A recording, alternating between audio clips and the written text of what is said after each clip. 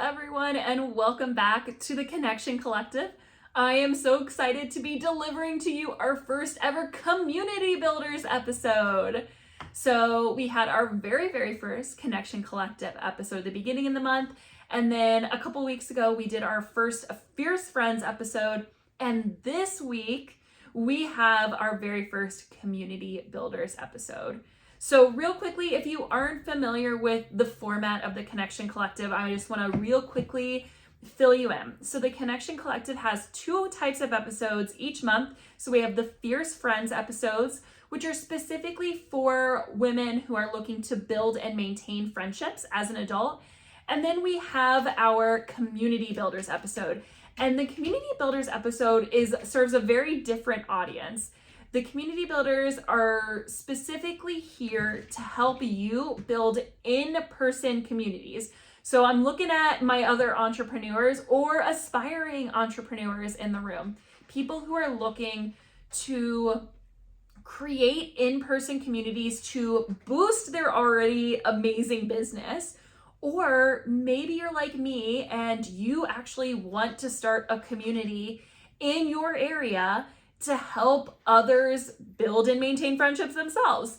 So through these Community Builders episodes, we're really going to be talking about, okay, what does it take to build an in-person community? And we're going to be kicking off very similar to how we did for our Fierce Friends episodes with just the most basic concept. We're going to be doing that as well. We're going to be talking about the most basic concept of what it takes to be a community builder. And a lot of this episode is going to be about my history as a community builder and the things that I have learned along the way. So hopefully you don't make the same mistakes that I did, and maybe you can start off on an easier or better foot. So for today's episode, we're going to be talking about, just like I said, the most basic things. What does it take to build a community? And to build a community, it really comes down to knowing who you're serving, what problem you're solving, and how you serve them.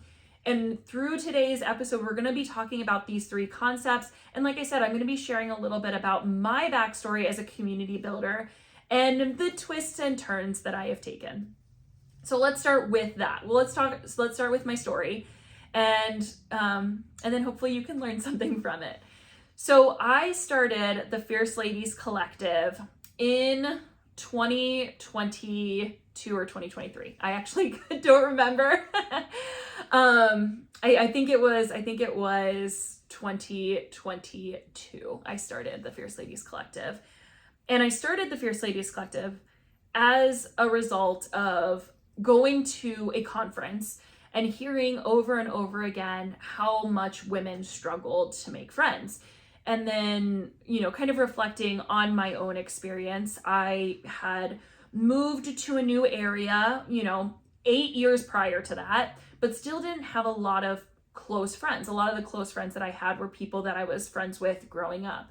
And so after going to this conference and hearing about this and then kind of reflecting on my own journey, I decided I'm going to start a community. I'm going to host events for women, and I'm going to help women make friends. And I did that. I just dove right in. But with that, I really didn't have a clear picture of who I was serving, what problem I was solving, and how I was serving them.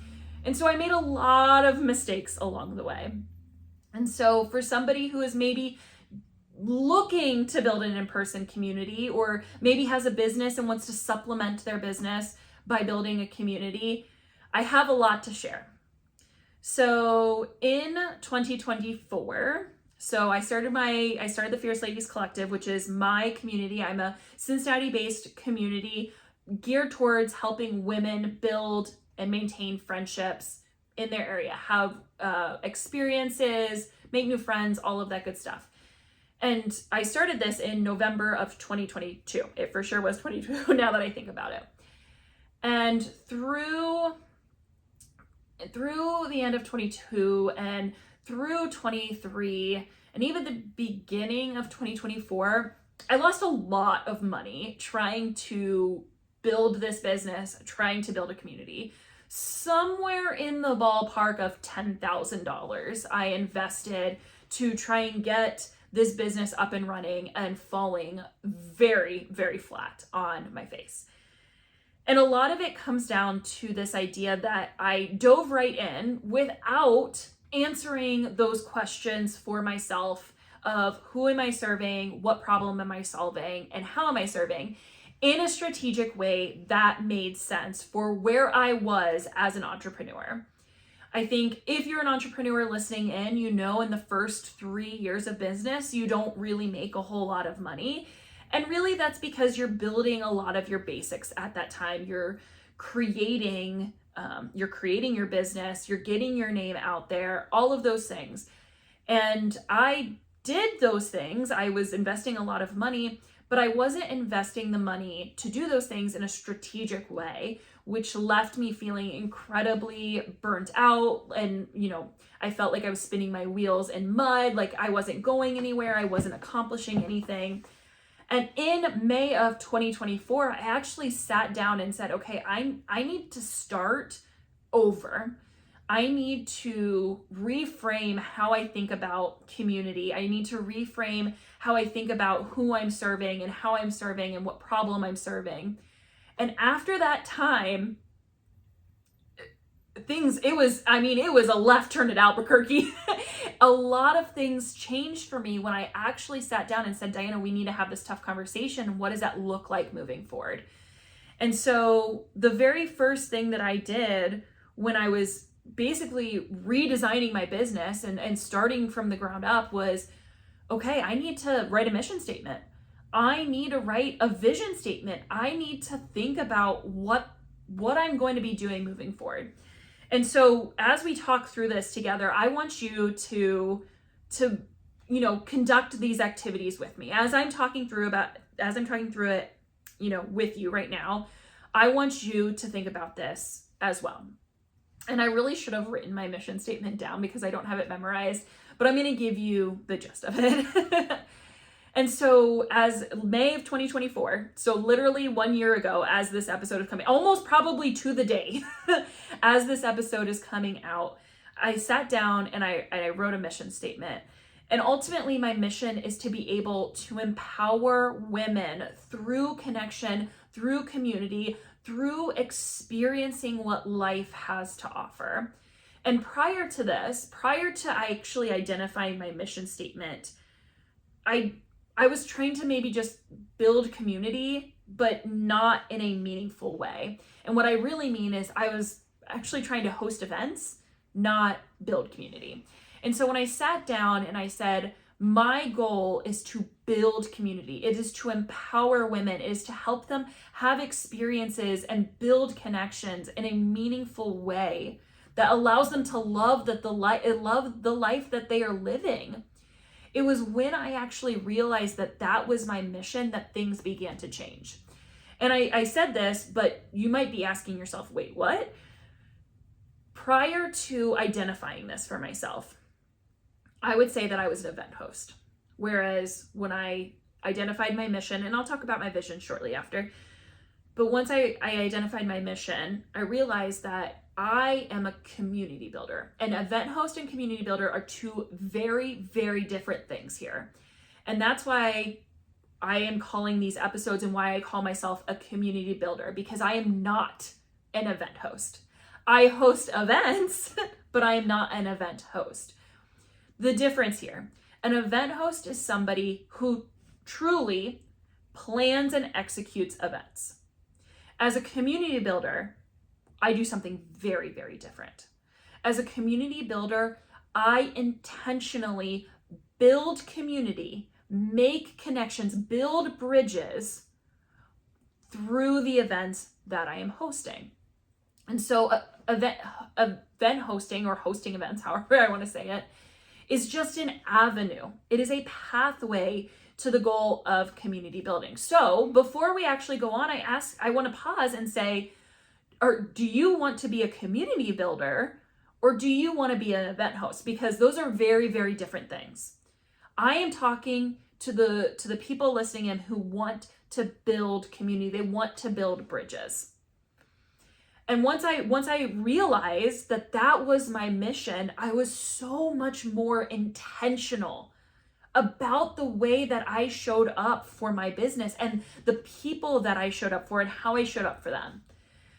So finding that mission, and then my vision became I want to be the leading community in Cincinnati. There are so many, I want to be very, very clear here. There are so many different communities and they serve so many different needs. And so I wanted to become the leading community for women who are looking for friendship, who are looking for experiences. There's going to be communities for women who craft, and there's going to be communities for women who are in the brewing industry, and there's going to be communities for stay-at-home moms. There's going to be communities for all types of things. And so I specifically said my vision was to be able to serve women specifically who are looking for connections and are looking for experiences so that they can love their life.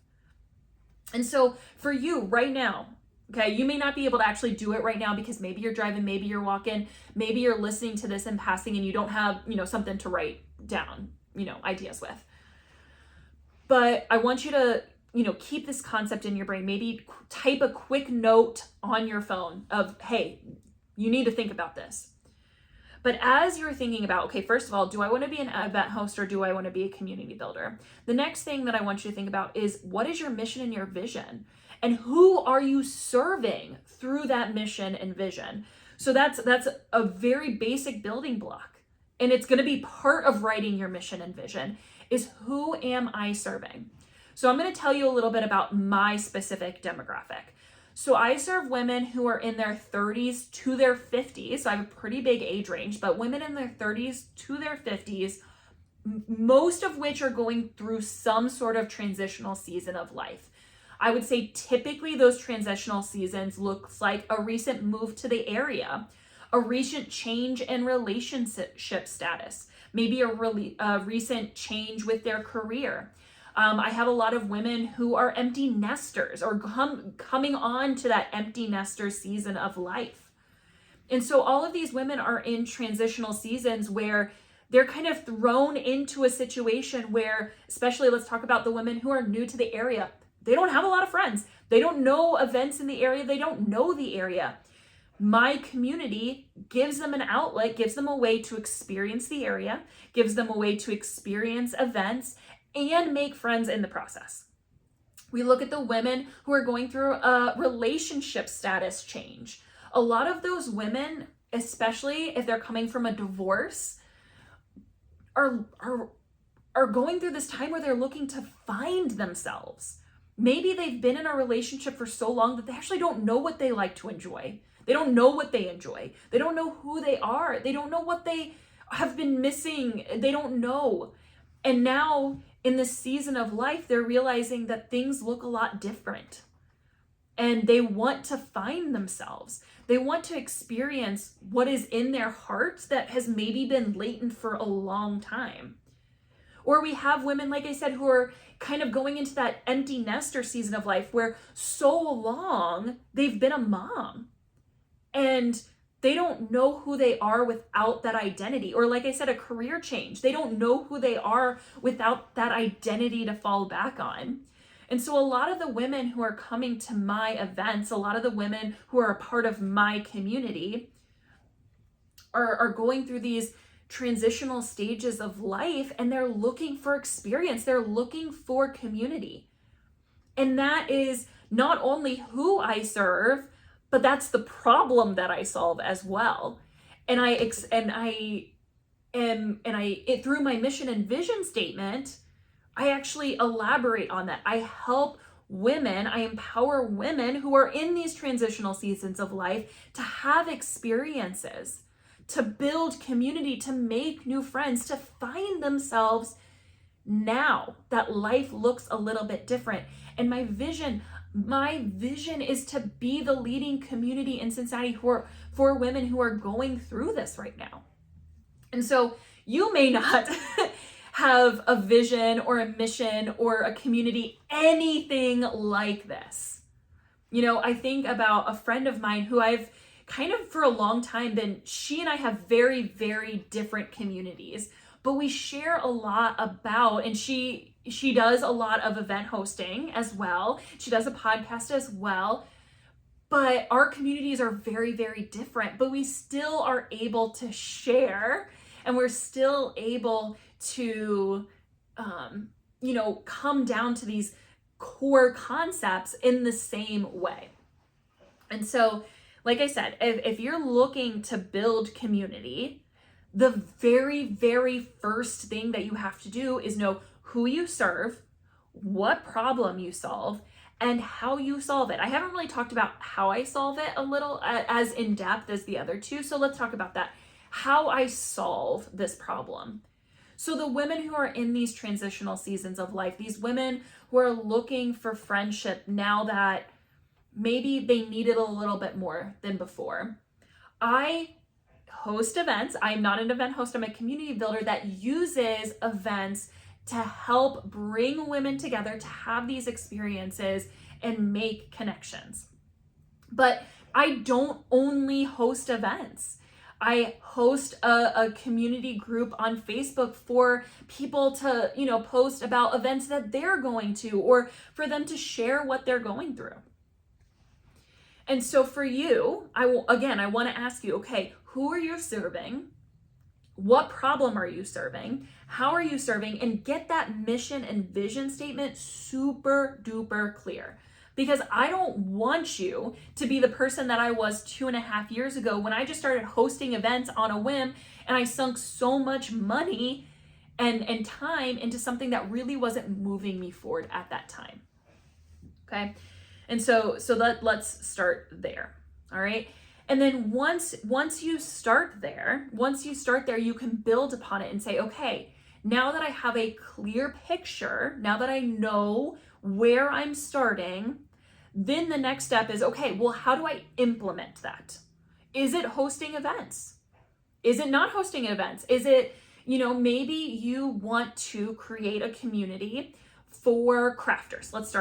Let's use that as an example. Maybe you want to start a community for crafters, but maybe you don't necessarily want to host events, but maybe you want to give crafters a platform to share what they're doing. Maybe other women in the community, other men and women, other people, men, women, and theys, people in the community want to host events. Maybe you can give them a platform to be able to do that.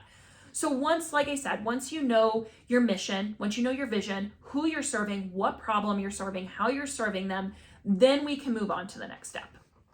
Now I'm going to transition a little bit, because what I've been talking about so far has really been specific for people who are looking to build communities like as their business.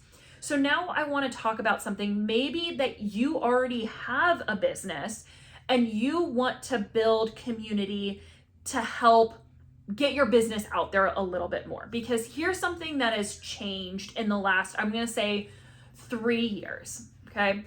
So I don't love talking about the times of COVID, but during COVID, when we were forced indoors and connection was more online based, okay, people were really thankful for that for a period of time. But within the last 2 to 3 years, people have gotten very, very sick of that. People don't want to attend webinars. They're not buying online courses. People want to go in person. Zoom fatigue is still a real thing in the year of 2025. Okay. And so if you run a business, you have to supplement your business by helping get people in person, because people are craving that. People want to be in person. And so maybe you are a real estate agent, or maybe you are doing like direct marketing or direct sales, and you need another avenue to build your business. Community is going to be a big, big way that you can expand your business, you can reach more clients, and you can create clients that are recurring and big advocates for you. And so we're going to be talking about this a little bit more throughout other episodes, but I just want to like put a little bug in your ear now. Community is a great way to build your business. And I'll give you a really good example. So there are a lot of businesses. I'm going to use breweries as a great example. Breweries were, booming. I'm going to say from 2010 to 2020. And I've actually worked in the brewing industry, so I'm speaking to you firsthand. And now within the last, I'm going to say kind of the same time frame, I'm going to say 3 to 5 years. In the last 3 to 5 years, there's been a little bit of a shift from beer brewing to more like craft liquors. And so the brewing industry is really kind of struggling a little bit because people are shifting what their interests are. And so they have had to kind of supplement what they offer with community type events. That's why you see things such as like farmers markets, trivia nights, things more like that are happening at breweries now. People are serving food a lot more because it creates community in those environments. And so if you're a real estate agent, this is a really great example. If you're a real estate agent, you're working on client-based referrals at all time. What better way to build clients that are major advocates for you than giving them a sense of community, hosting events for them to show up to where you get to share space with them. But again, even it doesn't matter, like if maybe you're in the brewing industry, maybe in your direct sales, maybe you're a real estate agent, it all comes down to this same thing. So I'll zoom in on real estate agents and how they can continue to utilize the principles I already talked about. So identifying who you serve, what problem you serve, and how you solve them. So maybe you're a real estate agent that's super passionate about helping first-time home buyers. So that right there, you serve first-time home buyers. Or maybe you're a real estate agent who your ideal clients are people who are searching for properties in a downtown area, or maybe you serve rural areas or suburb areas. I know as a real estate agent, you probably serve all areas, but maybe you're super passionate about one of those areas. So let's talk about first-time home buyers. So maybe as a real estate agent, you're super passionate about first-time home buyers. That's your ideal clientele, okay? What problem you serve. First-time homebuyers have no idea what to expect. It's a really scary process. It can be a really anxiety-inducing process. It can be a really long process. And how are you going to serve them? What community, events, in what way can you help them feel a sense of peace and comfort while going through the first-time home buying process, while also maybe giving them fun experiences along the way?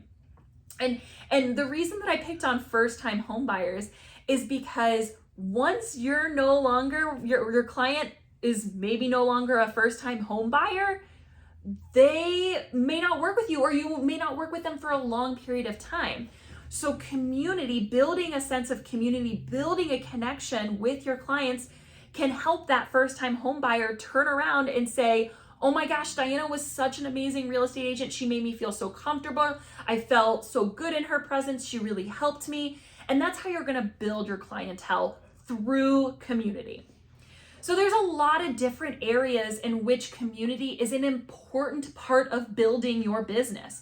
For me, building community is my business, and it might be for you as well. But maybe you're someone who has a separate business, but building community can help you build your business in the process. Whatever that is, community builders, these episodes specifically are here to kind of guide you through this process.